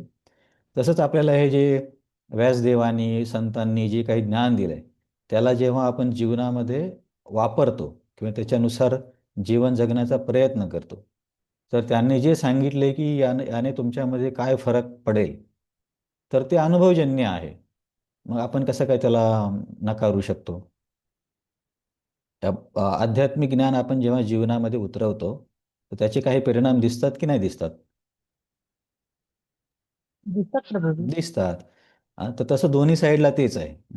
त्याच्यामुळे ते जो हट्ट आहे की मला आत्मा दाखवा, भगवंत दाखवा, तर तो चुकीचा आहे. आध्यात्मिक पद्धती ही आरोहण नाही आहे, अवरोहणची आहे. आणि अवरोहणामध्ये पण परंपरेला खूप महत्त्व दिलं जातं. जसं की भगवंत 4थ्या अध्यायाच्या सुरुवातीला म्हणतात ना, एवं परंपरा प्राप्तम इमं राजर्षयो विदु स कालेनेह महता योगो नष्ट परंपरा. की असं नाही की आध्यात्मिक आहे म्हणून कोणीतरी एक व्यक्ती उठला आणि त्याने पुस्तक लिहिलं आणि मीच कृष्ण आहे म्हणून सांगायला लागला. किंवा माझे शेजारचं इंद्र आहे असं त्याने एखादे पुस्तक लिहिलं. कारण काही काही लोकांचं डोकं खूप सुपीक असतं, भरपूर गोष्टी वगैरे त्यांना लिहिता येतात. तर माझं कुणाचंही पुस्तक घेऊन आपण असं म्हणू शकत नाही अवरोहण पद्धत आहे आपण स्वीकारलं पाहिजे. अवरोहण पद्धत आहे बरोबर आहे, परंतु अखंड परंपरेतून आलेलं अवरोहण. नवीन उठून लोकांनी जे पुस्तकं लिहिलं, जसं की ठीक आहे नाव घ्यायला पाहिजे की माहीत नाही, आता ओशो आहे. ओशोचं तत्त्वज्ञान खूप वादग्रस्त होतं. आणि आता सध्या जे आचार्य प्रशांत आहेत ते पण काहीतरी वेगळेच अर्थ सांगतात, की शास्त्रात कुठे सांगितलं नाचायला. शास्त्रात नाचायला नाही सांगितलं तर मग वारकरी संप्रदाय पूर्णपणे चुकीचा होऊन जाईल ना. तर म्हणून आपण यांचं स्वीकारत नाही. कारण हे काहीतरी नवीनच सुपीक बुद्धीने निर्माण करतात. असे बरेचसे लोक आहेत सध्या, आता खूप वाढलेत. पण ठीक आहे, तुमच्यापैकी जर कोणाची त्यांच्यावर श्रद्धा असेल तर परत तुम्हाला वाईट वाटेल. जसे की ते जग्गी वासुदेव आहेत. एक नित्यानंद म्हणून आहे, त्याने ते एक देशच तयार केला आहे. आचार्य प्रशांत, असे असे बरेच लोक आहेत. तर अवरोहण पद्धतीनेचे ज्ञान आपण घेतो, परंतु ते अवरोहण अखंड असलं पाहिजे, तेव्हा ते आपण घेतो. हं? तर हे महत्त्वाचं आहे. तर इथे अर्जुन काय म्हणतोय, मद अनुग्रहाय परमं, की भगवंता तुम्ही माझ्यावरती अनुग्रह केला आणि त्या अनुग्रहाने काय केलंय, मद अनुग्रहाय परमं मम मोह आयम विगतः. तर हे मी बलराम शक्ती प्रभूंच्या याच्यातून संधिच्छेद करून सांगतो, तुम्हाला कळेलच. हां, की मम अनुग्रहाय, अनुग्रहाबद्दल काही आहे का? हां हां, तर स्वतःच्या प्रयत्नाने आध्यात्मिक गोष्टीला जाणणं शक्य नाही आहे. पण तरीसुद्धा आध्यात्मिक मार्गामध्ये स्वतःच्या प्रयत्नाला काही महत्त्व आहे की नाही आहे? आहे ना प्रभूजी. आहे. आता आपण काय म्हणतोय की हे जे आधुनिक पद्धत आहे आरोहाची, ही स्वतःच्या अ, म्हणजे परिश्रमावर निर्भर राहण्याची पद्धत आहे, की प्रयोग करायचे आणि तसे मग त्याचे रिझल्ट बघायचे आणि त्याच्यानुसार ठरवायचं. आणि आपण म्हटलो की अध्यात्मामध्ये अवरोहण पद्धत आहे, कारण ती आध्यात्मिक आहे, भौतिक नियम लागू होत नाहीत आणि त्याच्यामध्ये परंपरेनं आपण ज्ञान प्राप्त करतो. मग परंपरेनं ज्ञान जर प्राप्त होत असेल, मग मग आपल्या प्रयत्नाची काय गरज आहे? आपण दामोदर लिलीमध्ये बघितलं होतं ना प्रभूजी, हा, प्रभूंची परफेक्ट कृपा. परफेक्ट. हा, ते सांगायचं होतं मला. स्वमातु सिन्न गात्राया विस्रस्र कबरस्रजा दृष्ट्वा परिश्रमं कृष्णम कृपयासित स्वबंधने. स्वमातु सिन्न गात्राया, स्वतःच्या आईचे कपडे सैल झाल्यासारखे सैल झाले असे भगवंतांनी बघितले, कारण यशोदामाई बराच वेळ त्यांच्या मागे धावत होती. स्वमातु सिन्न गात्राया विस्रस्र कबरस्रजा, आणि त्यांच्या डोक्यावरचे केस आणि फुलं पण विखुरले होते. आता एवढी धावपळ झाल्यावरती फुलं कसे काय एका ठिकाणी राहतील? आता आचार्याने त्या फुलांचा मनोभाव पण दिला, पण तो आता वेगळाच विषय होऊन जाईल. हा, द्रष्ट्वा परिश्रमम कृष्ण, कृष्णाने काय पाहिलं? परिश्रम पाहिले. द्रष्ट्वा म्हणजे बघणं, दृष्ट्वा परिश्रमम कृष्ण. परंतु फक्त परिश्रमाने ते बांधले गेले का? नाही. चौथी ओळ काय सांगते? द्रष्ट्वा परिश्रमम कृष्ण कृपयासित स्वबंधने, की यशोदा मातेचा संघर्ष, तिची धावपळ, तिला येणारा घाम, तिचे अस्ताव्यस्त होणारे केस, कपडे, हे सर्व त्यांनी बघितलं आणि ती परिश्रम बघितलं. हं. पण त्या परिश्रमाने, फक्त परिश्रमाने ते त्यांनी स्वतःला बांधण्यासाठी तयार केलं का, किंवा काय म्हणता येईल, बद्ध झाले का? तर नाही. कृपया असेच स्वबंधने, तर त्या परिश्रमासोबत भगवंतांची कृपा होती म्हणून हे बंधन झालं. आता हे यशोदामाईसाठी जास्त लागू होण्यापेक्षा आपल्या सर्वांसाठी आहे. कारण यशोदामाई तर भगवंतांची नित्य माता आहे. त्यांना असं परिश्रम करून कृष्णाला प्रसन्न करण्याची गरज नाही. यशोदामाईचा जो भगवंतांबद्दलचा वात्सल्य भाव आहे, अ, त्याच्याबद्दल तर काय म्हणजे त्याच किंचित असं काही अणुमात्र ही कमतरता नाही आहे. ती तर नित्य ती तर नित्य माता आहे. तिला काही असं तपस्या करून आई होण्याची गरज नाही आहे. जसं की आपण समजा अध्यात्मामध्ये भक्ती करत करत समजा रागवणुका भक्तीमध्ये कुणी गेलं आणि तिथे जर त्यांना वात्सल्य भावाबद्दल रुची निर्माण झाली गुरुच्या कृपेने, तर तो जीव त्या पद्धतीने भक्ती करून मग एखाद्या जन्मामध्ये भगवंतांची वात्सल्य रस प्राप्त करू शकतो. आता वात्सल्य रस प्राप्त केल्यावर सुद्धा कोणी यशोदामाई होऊ शकत नाही किंवा कुणीही नंद महाराज होऊ शकत नाहीत, कारण ते नित्य अ, वात्सल्य रसामध्ये आहेत. तर जेव्हा एखादा जीव वात्सल्य रसामध्ये कृष्णाची प्राप्ती करतो म्हणजे काय, की यशोदामाईसारख्या त्या समवयीन गोपी आहेत, त्या गोपीच्या शरीराची प्राप्ती करतात. आणि मग आपण ते बघितलं ना, की कृष्ण कसं गोपींच्या घरचं लोणी वगैरे चोरतात. तर गोपींचा सर्वांचा भाव काय होता, की कृष्ण आमचा मुलगा आहे. तर तो भाव या त्या भक्ताला मिळू शकतो. परंतु कुठलाही भक्त कधीही यशोदा होऊ शकत नाही किंवा कधीही नंद महाराज होऊ शकत नाही, किंवा कधीही राधाराणी होऊ शकत नाही, किंवा कधीही मधुमंगल होऊ शकत नाही. हे ते नित्य पार्षद आहेत, परंतु त्या रसाची प्राप्ती करू शकतो. तो परत वेगळा विषय होऊन जाईल. तर हे सांगायचं होतं की पूर्ण परिश्रमाची जी गरज आहे भौतिक मार्गामध्ये, तसंच परंतु आध्यात्मिक मार्गामध्ये आपण अवरोहण पद्धतीने ज्ञान घेतो, तरी सुद्धा प्रयत्नांची महत्त्व आहे. तर त्याच्यासाठी आपण दामोदर लीला ऐकतो की असं नाही की सर्व काही आपोआपच मिळेल. तर हे का महत्त्वाचं आहे? कारण बऱ्याच लोक काय म्हणतात की भक्ती हा असा मार्ग आहे की ज्या लोकांची बुद्धिमत्ता कमी आहे किंवा जे लोक भावुक आहेत, त्या लोकांसाठी भक्ती आहे.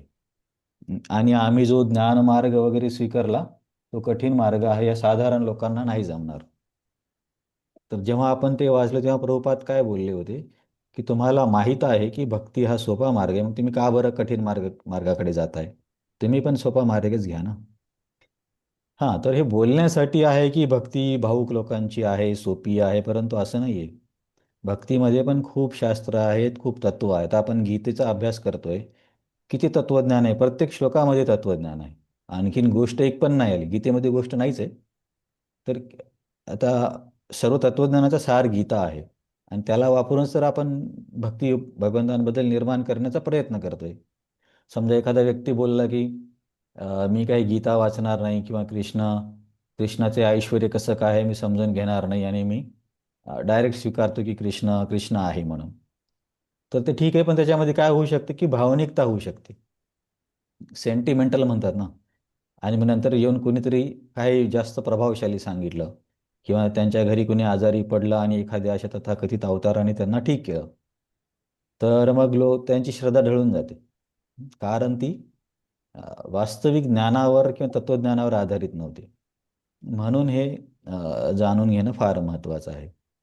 एक श्लोक पण येतो, श्रुती स्मृती पुराणादी पंचरात्री विधी विना ऐकांतिकव हरेर भक्तीर उत्पाद एव कल्पते.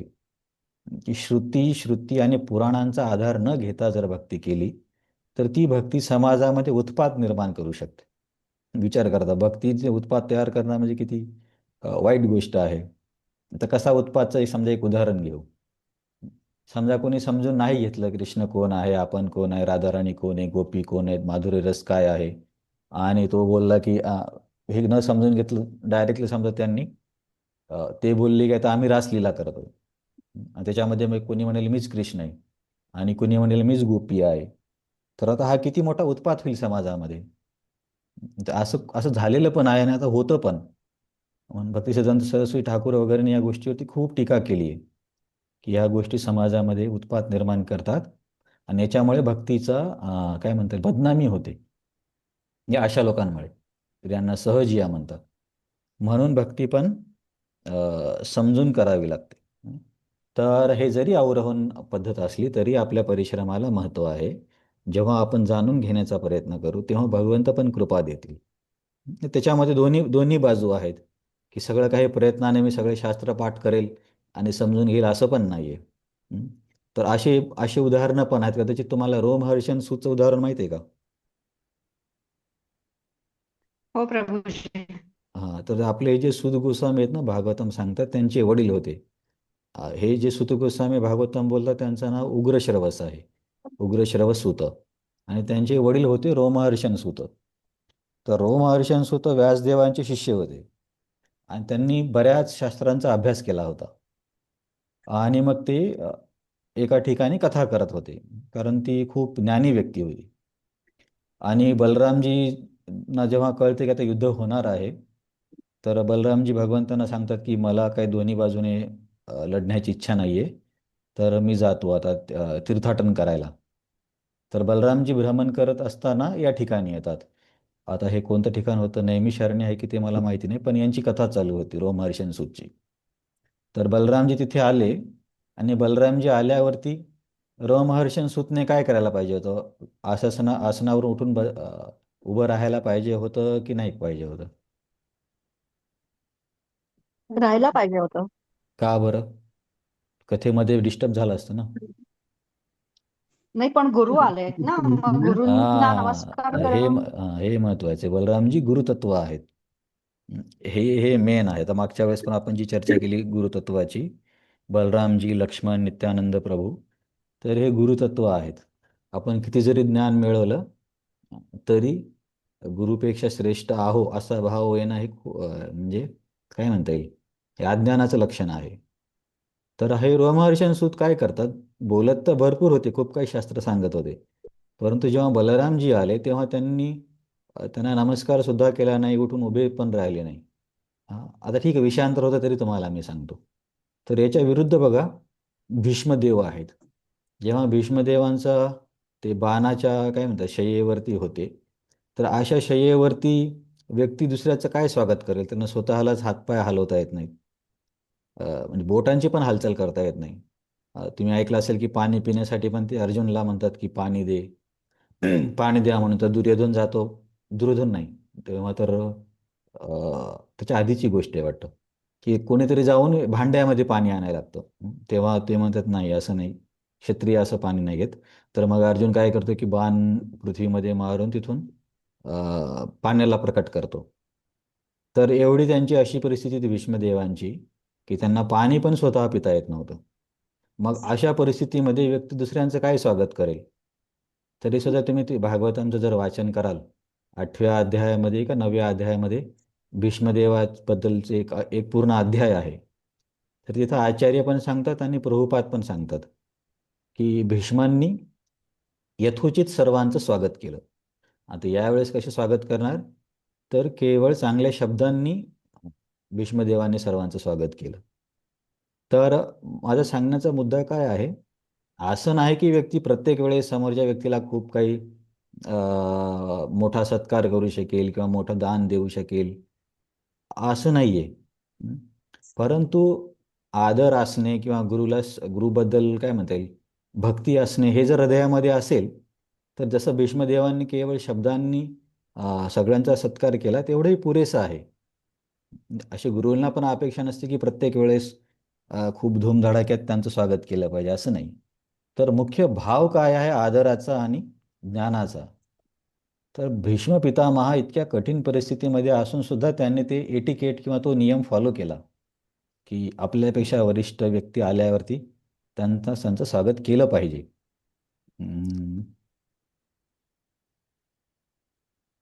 एक श्लोक आहे भागवतामध्ये, फेरू राजग्रहोपमा इति निर्याती ते नूनं फेरू राजग्रहोपमा.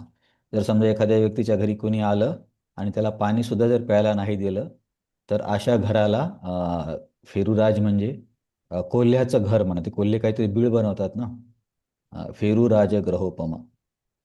तर अतिथी सत्काराच्या पण वेगवेगळ्या पद्धती आहेत की एक तर शक्य असेल तर तुम्ही त्यांना प्रसाद देऊ शकता, ते शक्य नसेल तर पाणी देऊ शकता किंवा बसण्यासाठी आसन देऊ शकता किंवा कमीत कमी चांगले शब्द तरी बोलू शकता. तर त्यावेळेस जे शक्य आहे ते केलं पाहिजे, जसं भीष्मदेवाने स्वतःच्या आचरणातून दाखवून दिलं. परंतु रोमहर्षण सूत तर सर्वच करू शकले असते ना.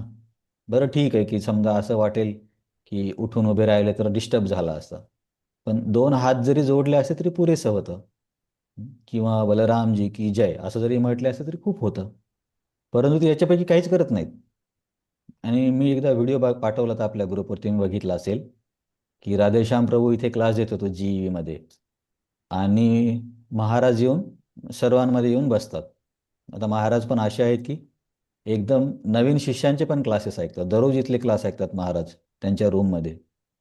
आता तेवढ्या उच्च लेवलच्या व्यक्तीला आता हे नवीन भक्त म्हणजे काय सांगू शकणार, तरी सुद्धा महाराज ऐकतात. आणि हा एटिकेट महाराजांनी सर्वांना शिकवलं की कुणीही क्लास देव, क्लास ऐकला पाहिजे. हां, तर मी काय सांगत होतो, हां, राधेश्याम प्रभू जेव्हा क्लास देत होते तेव्हा महाराज असे येऊन बसले, त्या व्हिडिओ तुम्ही बघितला असेल. तर त्यांचं लक्ष नव्हतं की, तर कोणाला काय माहिती महाराज क्लासमध्ये येऊन बसतील. तर जेव्हा राधेश्याम प्रभू बघतात की महाराज आलेत, तर ते अक्षरशः उडी मारतात त्या त्यांच्या व्यासासनावरून.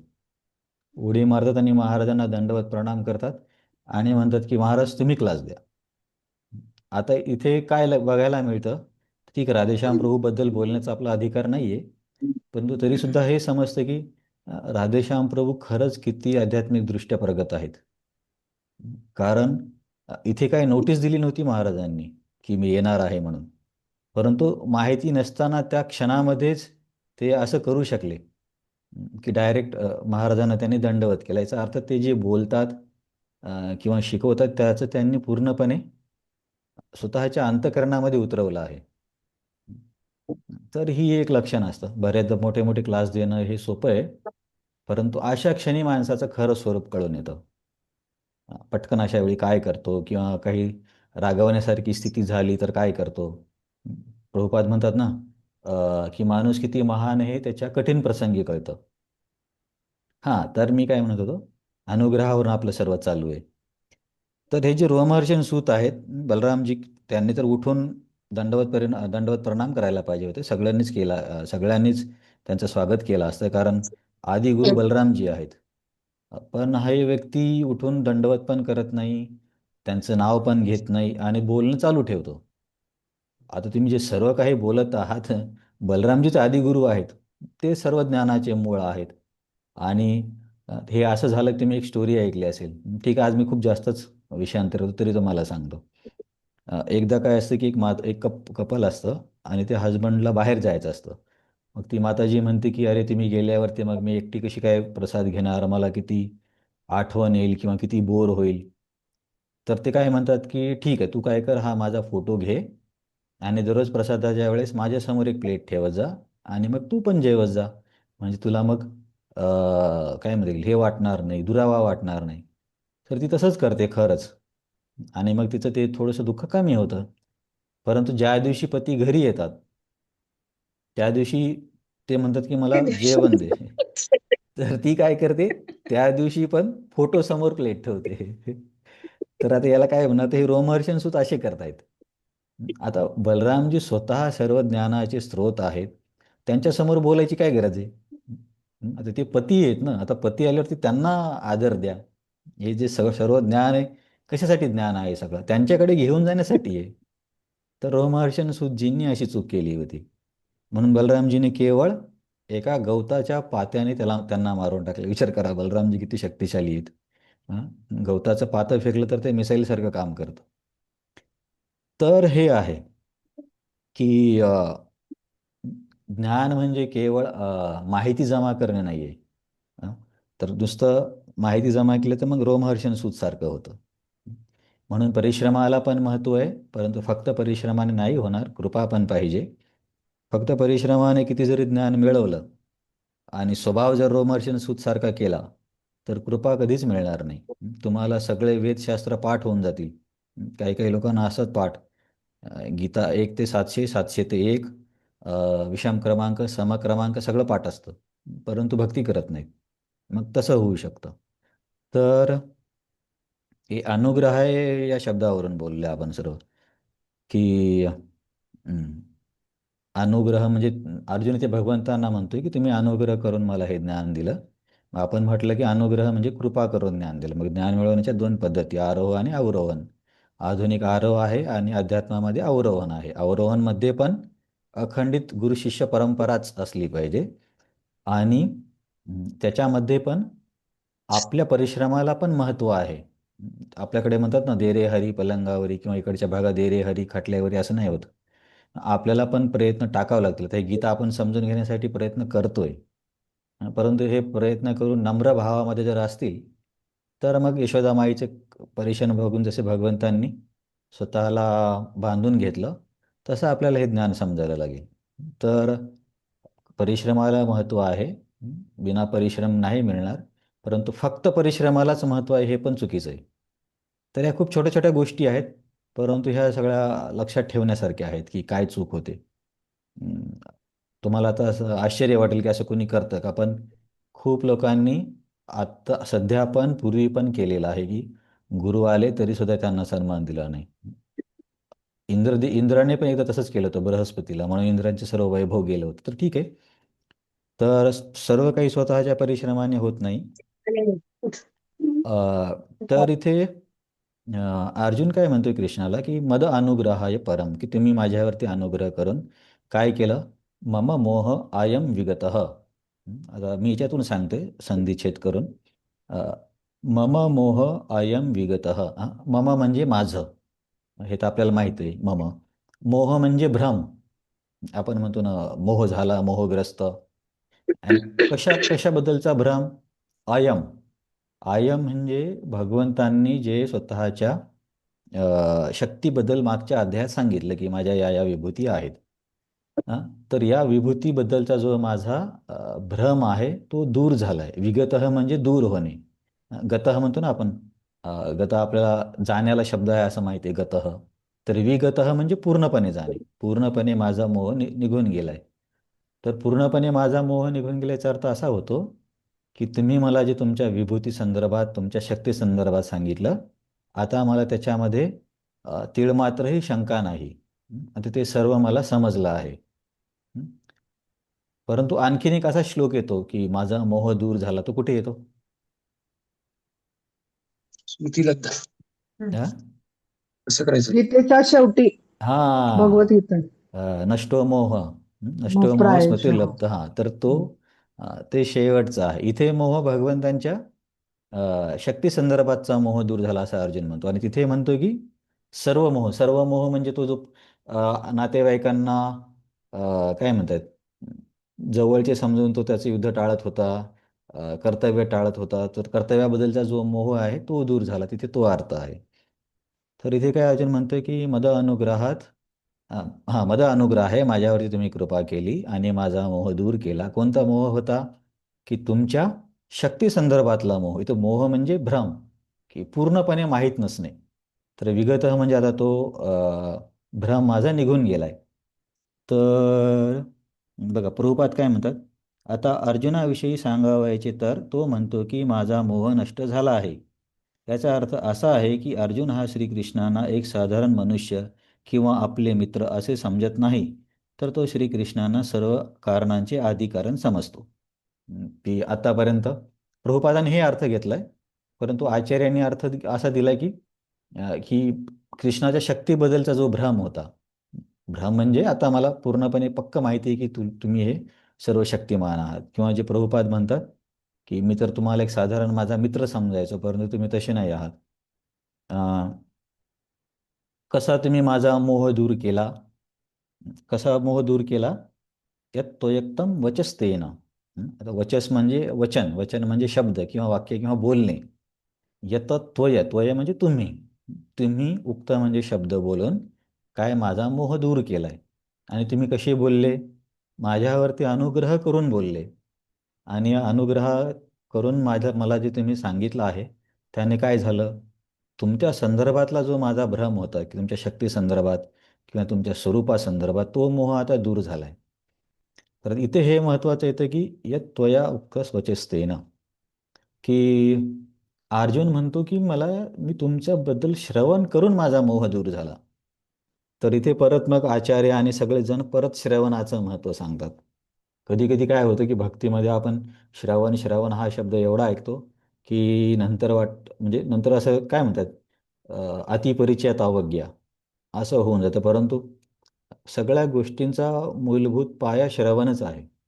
इथे पण अर्जुन म्हणतो की तुम्ही बोललेले शब्द ऐकून माझं दूर झालं. असं नाही बोललं की तुमचं रथ चालवण्याच्या पद्धतीने किंवा तुमचं रंगरूप बघून, तर शब्दाने. तर श्रवणाला, शब्दप्रमाणाला खूप महत्त्व आहे. इतर मार्गात पण शब्दप्रमाणाला आहे, तर भक्तीमध्ये तर अधिक आहे. जसं की आपण बऱ्याचदा सांगतो की धामामध्ये जर आपण गेलो तर डोळ्याने आपण काय धाम बघणार आहे. जसं आपण ऐकलं असतं की वृंदावनामध्ये फुलं आहेत, गायी आहेत. पण जेव्हा व्यक्ती पहिल्यांदा जो त्याला कळतं की सगळीकडे सिमेंटचे मोठे मोठे घरं, बिल्डिंग आहेत, गटार आहेत आणि त्या गटारामध्ये डुकरं फिरत आहेत. तर मग अशा वेळेस ते धाम ॲप्रिशिएट करू शकत नाही व्यक्ती, की कारण त्याची जी अपेक्षा असते त्याच्यात एकदम विरुद्ध होतं. म्हणून काय सांगतात की तुम्ही धाम डोळ्याने नाही बघू शकत, कानाने बघू शकता. आता जे आमच्यासोबत जे अमोल प्रभू येतात ना गाडी घेऊन, ते पण बोलले की म्हणे प्रभूजी आम्ही पण कधी तीर्थयात्रेला गेलो ना पंढरपूरला किंवा दुसऱ्या ठिकाणी, तर स्वतः घरातले 4-5 माणसं जाऊन फिरलं तर काही समजत नाही. किंवा तिरुपतीला पण लोक फक्त दर्शन घ्यायचं आणि यायचं. कुठे काय आहे, याच्या मागचा सिद्धांत काय आहे, काहीच कळत नाही. पण जेव्हा आपण इस्कॉनच्या यात्रेमध्ये जातो, दर्शनापेक्षा क्लास जास्त देतात. 2 ठिकाण दाखवणारे एक क्लास, आणखीन एक ठिकाण दाखवणारे एक क्लास. कारण काही काही लोकांना असं वाटेल की अरे हे क्लासपेक्षा जास्त फिरलं तर जास्त बघून होईल. पण जास्त बघून करणार काय? जास्त बघून समजलं तर पाहिजे. तिथं काय आपली ते हे नाही आहे. कोणता गेम आहे? Temple run. टेम्पल रन नाही जास्त मंदिरात फिरण्यासाठी. तर हे श्रवणाचं फार महत्त्व आहे. धाम पण श्रवणानेच प्रकट होतं. हां, ठीक आहे. आणखीन विषयांतर. मी एवढ्यातच काही महिन्यापूर्वी मी अमरेंद्र प्रभूंचा क्लास ऐकला होता. तर अमरेंद्र प्रभू सांगत होते, की कसं धाम तिथेच आहे, परंतु आपल्या डोळ्यांवरती पडदा आहे आणि जेव्हा श्रवणाने आपण पात्र होऊ, तेव्हा तो पडदा दूर होणार. म्हणजे ज्या सिमेंटच्या रोडवर आपण चाललोय, तिथेच धाम आहे, परंतु ते वेगळ्या आयामात आहे. तर त्याचं स्पष्टीकरण उदाहरण सांगण्यासाठी अमरेंद्र प्रभूंनी एका साधूचं नाव सांगितलं होतं. म्हणजे ती काही फार पुराणी गोष्ट नाही, एवढ्यातलीच आहे. एका कुठल्या तरी संप्रदायाचे साधू होते. तर ते चालत असताना काय व्हायचं की तुम्ही बघितले की वृंदावनमध्ये पण रस्त्याच्या बाजूला ते लिंबाचे वगैरे झाडं आहेत. तर हे बाबाजी चालता चालता झाडाला जाऊन टक्कर मारायचे किंवा चालता चालता एखाद्या भिंतीला धडकायचे. तर त्यांचे शिष्य बघत होते की असे असे करतायत. तर मग एक दिवस एका शिष्याने त्यांना विचारले की असं का होतंय, तुम्ही का बरं सगळीकडे जाऊन धडकताय किंवा तुमच्या डोक्याला मार वगैरे लागतो. तर ते बोलले, नाही, इथे कुठे झाड आहे, इथे कुठे भिंत आहे, इथं तर राधाकृष्ण आणि गोपाळांच्या लीला चालू आहेत. तर अमरेंद्र प्रभू सांगत होते की एवढ्यातलीच गोष्ट आहे, की असं नाही की फार पुराणी गोष्ट आहे. ते त्यांना भक्तीमध्ये तिथेच वृंदावनाचं दर्शन होत होतं. तिथेच त्यांना आपल्यासारख्या व्यक्ती थोडंसं लागलं तर लगेच हॉस्पिटलला गेलो असतो. पण अ, सांगण्याचा उद्देश काय आहे, की जे गटार आहे, जो सिमेंटचा रस्ता आहे, तिथेच मूळ वृंदावन आहे. परंतु एक पडदा आहे. तो पडदा राग आणि द्वेषाचा आहे. आपण ते पॅवलॉवच्या एक्सपेरिमेंटमध्ये बघितलं होतं. तर ऐकण्याचं महत्त्व सांगतोय मी, की हे जे जेव्हा परत परत परत परत सांगितलं जातं, श्रवण करा, श्रवण करा, श्रवण करा. तर कोणाला वाटेल अरे म्हणजे थोडं जास्तच होतंय, परंतु श्रवण कधीच जास्त नाही होणार. बघा तुम्ही जेवण जास्त होऊ शकतं. हं. प्रसाद घेतला तर खाऊन खाऊन किती खाणार आहे? 1-2 किलो खाईल. परंतु श्रवणाशी कानाचे लिमिट नाही आहे, की 10 शब्द संपले की कान बंद होणार, असं तर नाही आहे. श्रवण किती पण करू शकतो व्यक्ती. आणि श्रवणाच्या द्वारे कोणी भगवंतांची प्राप्ती केली सांगा बरं? प्रल्हाद महाराजांनी. प्रल्हाद महाराज याचं उदाहरण आहे स्मरणमचं.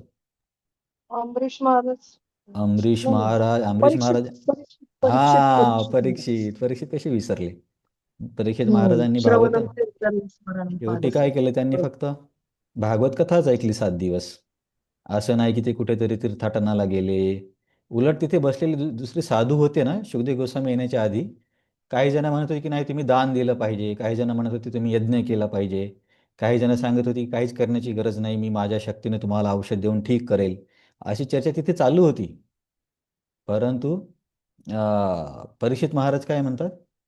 तमोपयातुं प्रतियन्ति विप्रा गंगाच देवीं धृतचित्तमीशे द्विजोपसृष्टा कुहकस्तक्षको वा दशत्वालं गायत विष्णुगाथा. की हे परीक्षित, हे शुकदेव गोस्वामी, मी गंगादेवीचं आश्रय घेतला आहे. आणि आता मला भगवंतांबद्दल तुम्ही फक्त भगवंतांबद्दल बोला. तो कोण तक्षक येणार आहे किंवा काही येऊ त्याची मला काही चिंता नाही आहे. तुम्ही फक्त गायत विष्णू गाथा, तुम्ही फक्त कथा करत राहा. तर परीक्षित महाराजांनी वेगवेगळे पर्याय सांगून सुद्धा फक्त त्यांनी श्रवणाला निवडलं. म्हणून परीक्षित महाराज हे श्रवणाद्वारे पूर्णत्व प्राप्त करणाऱ्या व्यक्तीचं सर्वात महत्त्वाचं उदाहरण आहे. की श्रवणाने कोणी एक श्लोक पण आहे चैतन्य चरितामृतमध्ये, परीक्षित श्रवणे अभवत वैयासकी कीर्तने प्रल्हाद स्मरणे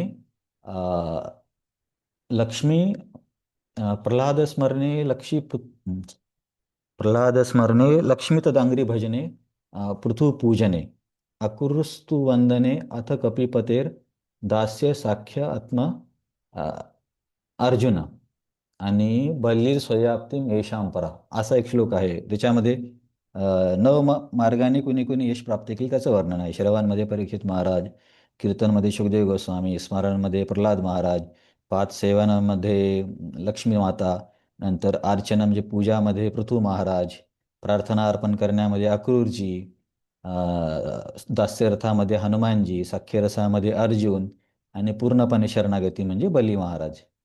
कुठल्या कुठल्या पद्धतीने कोणी भगवत प्राप्ती केली याची उदाहरणं आहेत. पण कुठली जरी पद्धत असली ना तरी सुरुवात श्रवणानंच होते.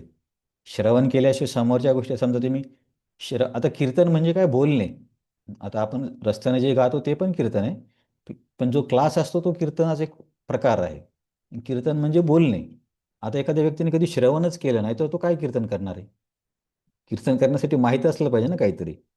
आता त्याने श्रवण केलं नाही, कीर्तन केलं नाही, तर स्मरण काय करणार? स्मरण म्हणजे काय असतं की जसे प्रल्हाद महाराज किंवा स्मरणामध्ये भगवंतांचं ध्यान करणे किंवा त्यांच्या लीलांवरती ध्यान करणे, लीला आठवणे. जसे की प्रल्हाद महाराजांना सर्वत्र भगवंत दिसायचे, ते मध्येच हसायचे, मध्येच रडायचे. असा एक श्लोक पण आहे 11व्या स्कंदामध्ये. एवं व्रतस्वप्रिय नाम कीर्त्या जातानुरागो धृतचित्त उच्चैर हसती अथो रोदती रौती गाय तैर उन्मादवन नृत्यती लोकबाह्य. की अशी जेव्हा भक्ताचा स्तर येतो उच्च वेळेस तो काय करतो की हसतो, रडतो, गातो आणि सर्व बाहेरच्या लोकांना वेड्यासारखा वाटतो. तर हे काय असतं की तो भक्त भगवंतांचं स्मरण करून त्यांचं दर्शन करू शकतो. तिथं स्पष्टीकरण काय दिलं की जेव्हा प्रल्हाद महाराजांना भगवंतांची एखादी लीला दिसायची, दर्शन व्हायचं, तर ते हसायचे. परंतु काही वेळा भगवंत त्यांच्या दृष्टीमधून जायचे तर ते रडायचे. तर त्या लेवलवरती हसणं रडणं चालू आहे. तर श्रवण नाही केलं तर कीर्तन काय करणार? श्रवण नाही केलं तर स्मरण काय करणार? श्रवण नाही केलं तर दास्य आणि साखेरस तर अ, विचार करण्याच्या पलीकडेच आहे. तर हे श्रवण खूप महत्त्वाचं. इथे पण अर्जुन म्हणतो यत त्वया उक्त स्वचस्तेन. माझा तुमच्याबद्दलचा मोह कशाने दूर झाला आहे? कारण तुम्ही अनुग्रह करून मला मागच्या अध्यायामध्ये किंवा यापूर्वी बोलले आहात. आणि त्याच्या श्रवणाने माझा मोह दूर झाला आहे. तर श्रवणाचे बरेच श्लोक आहेत. 7व्या अध्यायाचा पहिला श्लोक पण श्रवणाबद्दलच आहे. काय आहे 7व्या अध्यायाचा पहिला श्लोक? हम्म, प्रभुपादनं प्रभुपादांनी वापरलेल्या श्लोकापैकी सर्वात जास्त वापरलेला तो श्लोक आहे. 7वा अध्याय पहिला श्लोक. मला पण पाठ नाही, तुम्हाला पण पाठ नाही. काय स्मरण करणार आपण? काय आहे 7व्या अध्यायाचा पहिला श्लोक? तिथे पण श्रवणाचं खूप महत्त्व सांगितलं. मय्यासक्त मना पार्थ योगम युञ्जन मदाश्रया असंशयम समग्रम माम यथा ज्ञास्यसि तत् शृणु. त्या शृणूवरून प्रभुपाद बऱ्याच ठिकाणी हा श्लोक वापरायचे. तर हे झालं श्रवणाचं महत्त्व.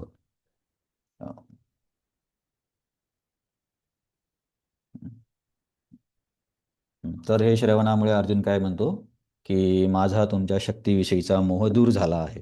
कसा? श्रवण करून. तर श्रवणाचं मी आणखीन एक उदाहरण म्हणजे बऱ्याचदा माझ्या लक्षात तेच उदाहरण येतं, ते म्हणजे रुक्मिणी देवीचं.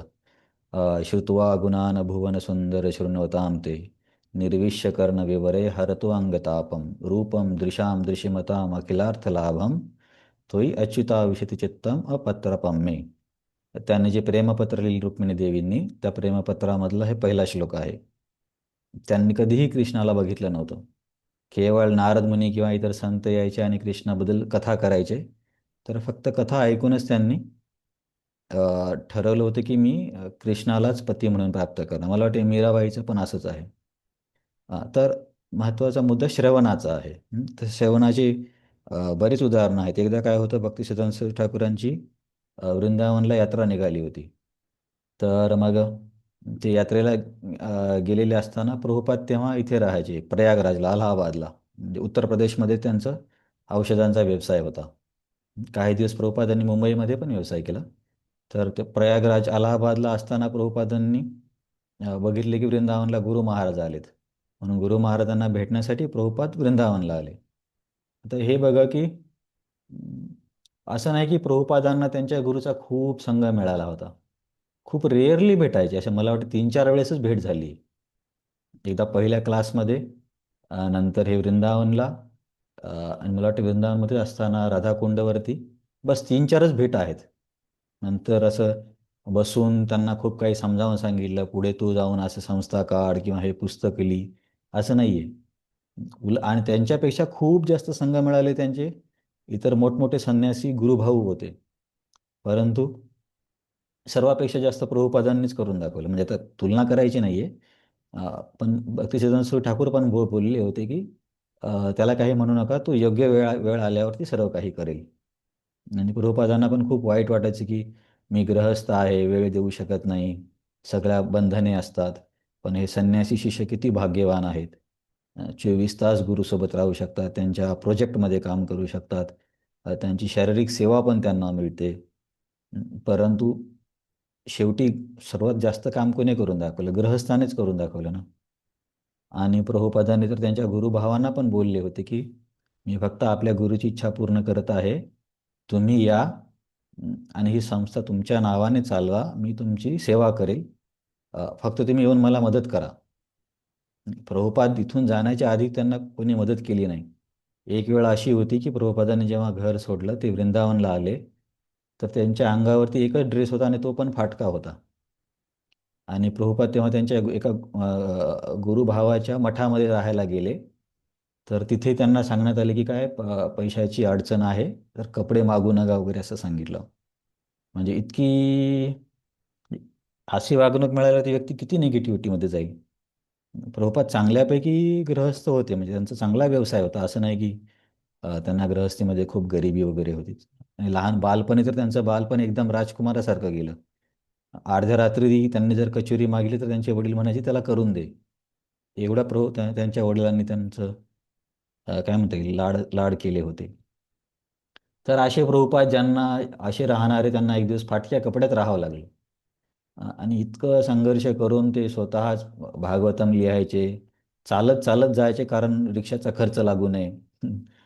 तुम्ही याच्यामध्ये वाचलंच असेल प्रभुपाद लीलामृतमध्ये, इतका इतका परिश्रम केले प्रभुपादांनी. आणि ते पुस्तक छापताना तो जो प्रकाशक होता, त्याचं नाव मला आठवत नाही, तो सांगतो की हे स्वामीजी दररोज यायचे आमच्याकडे आणि मी त्यांना विचारायचो, कधी कधी विचारायचो की तुम्ही जेवण घेतलं का.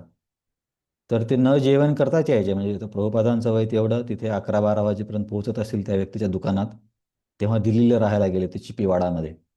आणि म्हणजे नाश्ता नाही, काही नाही. आणि तिथे जाऊन काय करायचं. आता बघा, आता मी हे जे पुस्तक लिहिलं ना, तर याच्यामध्ये मग मी विचार करत होतो की आपलं किती सोपं काम होतं. फक्त सगळं तर आचार्याने दिलेले, सर्व काही प्रभुपादाने दिलेले, त्यातलेच फक्त MCQ बनवायचे आणि आचार्यांचीच उत्तरं म्हणून द्यायची. आणि शेवटी काय केलं, की त्या सर्वांनाच एकत्र केलं आणि पुस्तकाचं स्वरूप दिलं. परंतु प्रभुपाद कसे पुस्तकं लिहित होते, की ज्या मूळ संस्कृत टीका आहेत त्यांना घ्यायचं, त्यांचा अभ्यास करायचा, अभ्यास करून एका एका शब्दाचे इंग्लिशमध्ये अर्थ सांगायचा. जर आपण जे प्रभुपादांचं पुस्तक बघतो बघा, श्लोक असतो, श्लोकाच्या खाली एका एका शब्दाचा अर्थ असतो इंग्लिशमध्ये पण. तर एवढं डिटेलमध्ये करायचं होतं त्यांना. प्रभुपादांनी स्वतःच अभ्यास केला, स्वतःच लिखाण केलं, लिखाण करून स्वतःच पेपर मिळवले. तेव्हा पेपरवरती पण बंधन होतं. स्वतः चालत चालत प्रकाशकाकडे जायचे. मग प्रकाशकाने एखादी कॉपी तयार केली, पुन्हा त्याला चेक करायचं, त्याच्यात काय चुका आहेत. हं. आता या पुस्तकाच्या अनुभवात मला कळलं की बऱ्याच चुका होतात, परत परत मागे पुढे फाईल जात राहतात, ही नाही ते नाही ते. तेव्हा तर अक्षरं जुळून प्रिंटिंग केलं जायचं, किती कठीण असेल. तर एवढा संघर्ष केला प्रभुपादांनी, पुस्तकं लिहिले. मग नंतर अमेरिकेत गेले. अमेरिकेत जाऊन फक्त ₹40 घेऊन गेले ते प्रभुपाद. विचार करा, ₹40. तर मग एवढं सर्व करून प्रभुपादांनी इतकी मोठी संस्था निर्माण केली. आणि संस्था निर्माण झाल्यावर प्रभुपाद त्यांच्या गुरुबंधूंना बोलले, की तुम्ही सगळे या आणि मला मदत करा. मी एकटा किती करणार. आणि तुम्ही तुम्ही म्हणजे काय म्हणता येईल, की तुम्ही अध्यक्ष व्हा किंवा तुम्ही गुरु व्हा आणि मी तुमची मदत करेल. तरीसुद्धा कोणी आलं नाही. तर मी तुम्हाला काय सांगत होते हे, की प्रभुपाद ऐकण्याबद्दल, की प्रभुपादांना त्यांच्या गुरूंचा खूप कमी संग लाभला. एकदा जेव्हा कळलं की सरस्वती ठाकूर वृंदावनला आले आहेत, तर प्रभुपाद त्यांना भेटण्यासाठी येतात, की चला गुरूंना थोडंसं भेटायला तरी मिळेल. त्या आता आपल्यासारखी तर तेव्हा काही फॅसिलिटी नव्हती फोनवरती गुरु बघायला. तर ते आणखीन विषांतर होईल. हां, तर तिथे गेल्यावरती मग अनाउन्समेंट होते एके दिवशी, की 2 पर्याय आहेत. गाड्या शेषशाही विष्णूकडे दर्शनाला जात आहेत. आता गाड्या म्हणजे कदाचित तेव्हाच्या बैलगाड्या असतील किंवा चालत पण जात असतील. शेषशाही विष्णूच्या दर्शनाकडे जाणार आहेत. आणि दुसरं ऑप्शन आहे की गुरु महाराज इथे कथा करणार आहेत. तर ज्यांना जायचं ते जाऊ शकतात, ज्यांना इथे थांबायचं ते थांबू शकतात. तर लोकांनी काय केलं असेल आणि प्रभुपादांनी काय केलं असेल? कथेला थांबवलं असेल. तर सगळे लोक काय केले, दर्शन घेण्यासाठी निघून गेले. पण आपण चर्चा केली ना, डोळ्याने काय धाम बघणार आहे. आता मी पण इतक्या वेळेस जाऊन आलो. आ, डोळ्यानं नाही समजत, खूप गोष्टी बिविल्डरिंग असतात. तर प्रभुपाद तिथे थांबले. त्यांना पण संधी होती शिष्य विष्णूच्या दर्शनाची. पण ते थांबले आणि गुरु महाराजांचा क्लास ऐकला. आणि त्याच्यानंतर एकदा जेव्हा प्रभुपादांचा विषय निघतो, तर सरस्वती ठाकूर म्हणतात की I know him, I have marked him, he has great taste for hearing. की त्याला ऐकण्याबद्दल खूप रुची आहे. तर हे सर्व मी कशासाठी सांगतोय, रुक्मिणी देवीचं उदाहरण, परीक्षित महाराज किंवा आपले प्रभुपाद किंवा इतर कोणत्याही अंगाची सुरुवात श्रवणापासूनच होते. म्हणून कधीही श्रवण खूप जास्त झालं असं वाटणं म्हणजे थोडं धोक्याचं आहे. असं कधी होऊ शकत नाही, कारण तेच विषय वेगवेगळ्या पद्धतीने मांडलेले असतात. हां, तर शब्द प्रमाण पण बघितलं आपण. तर अशा पद्धतीने हा आपला पहिला श्लोक संपला. तर पहिल्या श्लोकामध्ये काय होतं, आपण लिंक बघितली, 9वा, 10वा, 10वा, 11वा. 11व्यामध्ये अर्जुन काय म्हणतो, पहिल्या 4 श्लोकांमध्ये अर्जुन विनंती करत आहे की मला तुमचं ते सर्वव्यापी रूप दाखवा. तुम्ही बोलले ना, एका अंशेन स्थितो जगत, ते कसं आहे दाखवा. आता ते दाखवा म्हणण्यासाठी तो 4 श्लोक बोलेल. पहिल्यांदा तर तो आपली कृतज्ञता व्यक्त करतोय की तुम्ही माझ्यावरती खूप अनुग्रह केला आणि मला हे ज्ञान दिलं. त्याच्यामुळे माझं तुमच्या सामर्थ्याविषयी किंवा तुमच्या विभूतीबद्दलचे सर्व भ्रम, संभ्रम सर्व काही दूर झाला आहे आणि माझा मोह नष्ट झाला आहे. आणि आता पुढच्या श्लोकामध्ये अर्जुन परत, आता बघा पहिल्या याच्यामध्ये ही पण बोलण्याची पद्धत आहे. तुम्ही पण ऐकलं असेल कधी की इस्कॉनमध्ये समजा भागवतम क्लास चालू आहे आणि मग भागवतम क्लास झाल्यावरती कधी कधी म्हणतात कुणाला काही प्रश्न आहे का. तर एखादे एखादे भक्त हात वर करतात. आता हात वर केल्यावर मग त्यांच्याकडे माईक जातो. तर माईक गेल्या गेल्या ते असे म्हणत नाही तुम्ही ते तसं बोलले, मग तसं काय आहे हे तर मला नाही वाटलं, असे बोलत नाही. ती पद्धत आहे, वैष्णव पद्धत. तर अर्जुन बघा असं करत नाही की डायरेक्ट चला बरं दाखवा बरं खरंच आहे का ते रूप. अर्जुन पहिले काय कृतज्ञता दाखवतोय. तर क्लासमध्ये पण प्रश्न विचारण्याचा हा एटिकेट आहे. खास करून पुण्याच्या मंदिरातली तुम्ही भक्त बघाल ना, त्यांचं एटिकेट खूप छान आहे. तर ते सुरुवातीला काय सांगणार की महाराज किंवा प्रभूजी किंवा माताजी, तुम्ही क्लासमध्ये हे मुद्दे सांगितले, हे मुद्दे मला फार छान वाटले. या मुद्द्यापैकी हे जे तुम्ही स्पष्टीकरण दिलं, हे कसं समजून घ्यायचं हा माझा प्रश्न आहे. अशी विचारण्याची पद्धत पण असते, याला संस्कृती म्हणतात. आता कसं आहे की मुलांना तर शिक्षकांच्या विरुद्ध बोलण्यामध्येच मोठेपणा वाटतो. तर हे अर्जुनच्या आचरणातून आपण बघू शकतो. पहिला शब्द मद अनुग्रहाय म्हणतोय. पहिले कृतज्ञता व्यक्त करतोय अर्जुन की तुम्ही मला अनुग्रहाने हे सर्व सांगितलं, माझा मोह दूर झालाय. पहिल्या श्लोकामध्ये. आता पहिला श्लोक तुम्हाला समजला असेल बघा. अर्जुन वाच म्हणजे अर्जुन म्हणाला, मद अनुग्रहाय म्हणजे माझ्यावरती कृपा करून तुम्ही काय दिलेलं आहे, परमम गुह्यम, परम गुह्य ज्ञान मला दिले. आणि त्या ज्ञानाने काय झालं, अयम विगतः मोह, माझा मोह दूर झाला. कशाबद्दल मोह होता, तुमच्या विभूतीबद्दल, परमम गुह्यम. आणि कसा दूर झाला, काय केलं मी, तुम्ही काय केलं, यत त्वयो उक्तम वचस्तेन, तुम्ही जो मला वर्णन केलं ते शब्दांचं श्रवण करून आता माझा मोह दूर झाला. हा पहिला श्लोक आहे. तर प्रभुपाद त्याच्यामध्ये आणखीन काही पॉईंट सांगतात का, हे जे मूळ कारण वगैरे आहे त्याची आपण चर्चा केली. कृष्ण, बलराम, चतुर्व्यूह, नारायण, महाविष्णू. इथे एक लक्षात ठेवा, हे जे विश्वरूप आहे हे महाविष्णूच्या स्वरूपातला एक भाग आहे.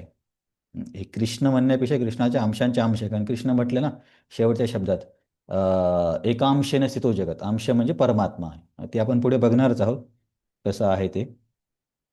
प्रभुपाद एक छान पॉईंट लिहितात शेवटी. वास्तविकपणे जेव्हा मनुष्य श्रीकृष्णांचे विश्वरूप पाहतो तेव्हा तो अर्जुनाप्रमाणेच भयभीत होतो. परंतु श्रीकृष्ण इतके दयाळू आहेत की आपले विश्वरूप प्रकट केल्यावर ते पुन्हा आपले मूळ रूप धारण करतात. तर इथे प्रभुपाद पण सांगतात आणि या अध्याय संपता संपता आपल्याला कळेल की वास्तविक पाहता श्यामसुंदर स्वरूपच खूप प्रेममय आहे आणि काय म्हणता येईल खूप आल्हाददायक आहे आणि हे विश्वरूप खूप भयानक आणि खूप भीती निर्माण करणार आहे. तर अर्जुनाच्या मनात कशी भीती वगैरे निर्माण होते ते तर आपण नंतर समोर बघणारच आहोत. सध्या तर आपण फक्त अर्जुनाची जी विनंती आहे त्या विनंतीमधला एक श्लोक घेतला आहे. आता पुढच्या वेळेस अर्जुनचे आपण 3 श्लोक करूया आणि मग भगवंत त्याला विराट रूप दाखवण्यासाठी दृष्टी देतील आणि अजून काही गोष्टी बोलतील. त्याचा मग आपण तशा पद्धतीने अभ्यास करूया. तर ठीक आहे, आज एकच श्लोक झाला. पुढच्या वेळी जास्त घेण्याचा प्रयत्न करेल. काय चालेल असं? काहीच बोलत नाही आहे. गेली की आहेत. चालेल. ठीक आहे. मी प्रयत्न करतो पुढच्या वेळेस थोडे जास्त प्रश्न घेण्याचा. कुणाचा काही प्रश्न आहे?